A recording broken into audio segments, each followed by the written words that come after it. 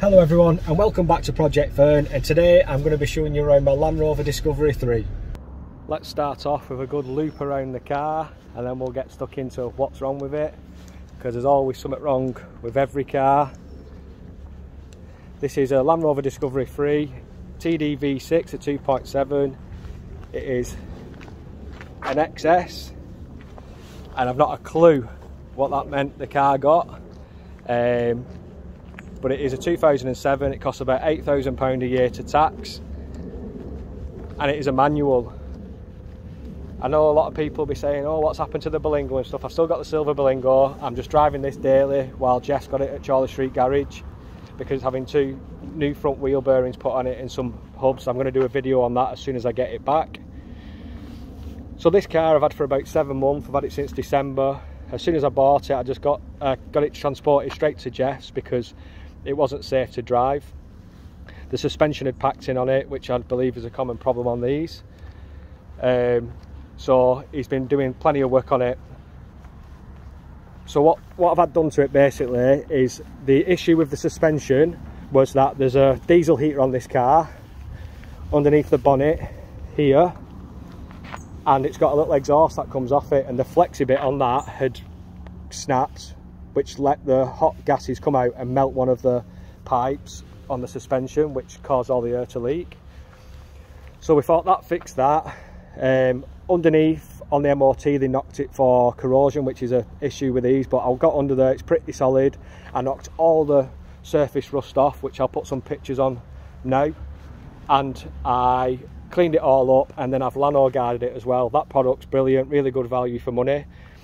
So I've had on the back, I've had 2 new rear drop links because they're totally disconnected. I've had rear discs and pads put on it as well, and shoes. On the front I've had 2 upper arms put on it. Underneath, when I've cleaned it off, it's obviously disturbed a lot of things, and one of the air tanks, I think it might be the passenger side, it might be the driver's side, I can't remember, that was leaking, so I've had that replaced. Inside there was a buckle that was all messed up. I think they've had a dog in this car and it's chewed it, so I had to put a new buckle on it.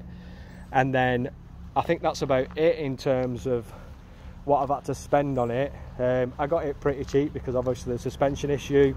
I spent quite a bit on it now to get to this stage, but I've got to admit I'm absolutely loving this car, so I'll show you inside now.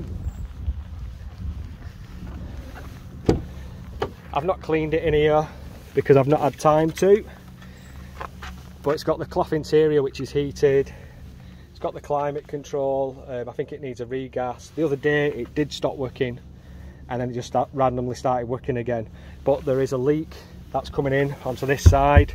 It's nowhere near as bad as it was. I don't know why it's just stopped, but apparently there's an air conditioning bung here that gets blocked.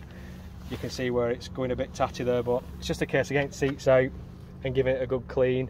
The aircon does need regassing, I believe, but usually this is absolutely saturated, so I do not know why that's suddenly not wet, because it's been raining just as bad.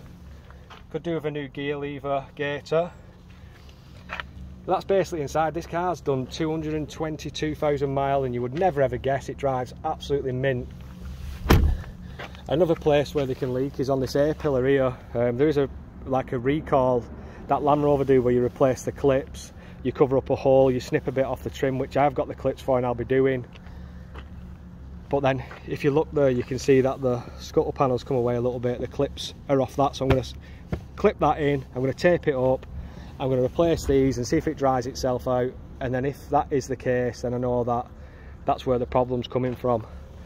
On the driver's door here, it looks like something's hit it because there is glass there from where it's not been cleaned up properly, so it makes me believe that this window's been smashed at some point by whatever hit that. But I am actually loving driving this car. The suspension works fine now. I did notice the other day that the suspension did drop again on the near side front, the left front. So I took the fuse out, put it up on its high setting, took the fuse out overnight, and it stayed up, so it shows us no leaks. So I'm thinking it might be just a height sensor.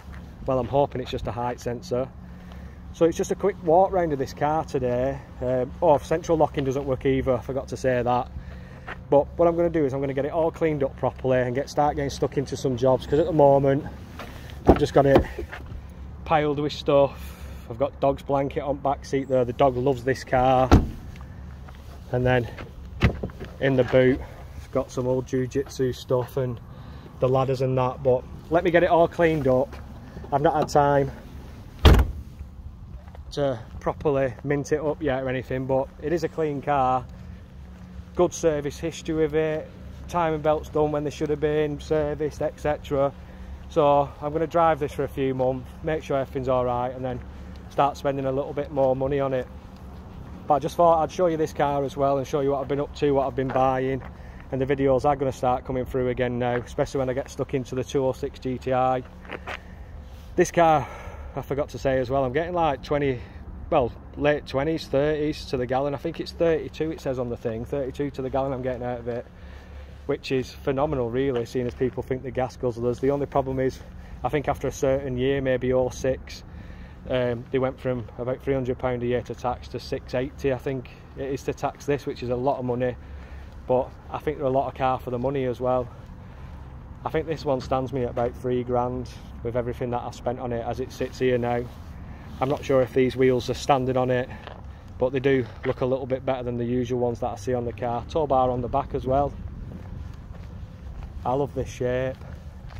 I'm almost at the point where if I think I'm liking this so much, I might go into this daily and just keep the Berlingo as a backup.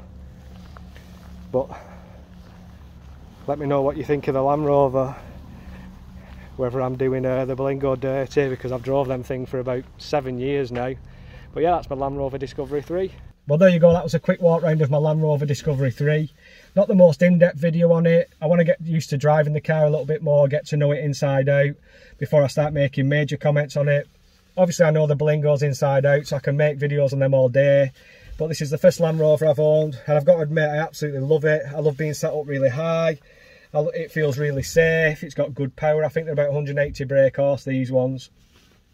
There is a coolant issue with it as well. It says coolant leak, which I believe there's a bung or a float in the coolant bottle that needs changing. So there's plenty of jobs to be doing on these. Like I said, the remote central locking isn't working, and it can either be the remote in the battery in the remote, which is a rechargeable one, which you can buy. You have to solder it back into the circuit board, and then there's also issues with wiring and stuff, and where the water leak is, I do believe the main loom runs down that side and some wires can get corroded, but we can take a look at that when I get stuck into it. But thanks for watching, everyone who's sticking around. I know there's been a massive gap in between videos since my unit went and stuff, but it's just hard trying to do it outside again when you've had the luxury of doing it inside in a unit and it's raining, you're not in control of the weather, people making noise and stuff. But I am back now, I will be making more regular videos, and thank you to everyone who comes back. And everyone who's just watching it for the first time, thank you very much, and I'll see you soon.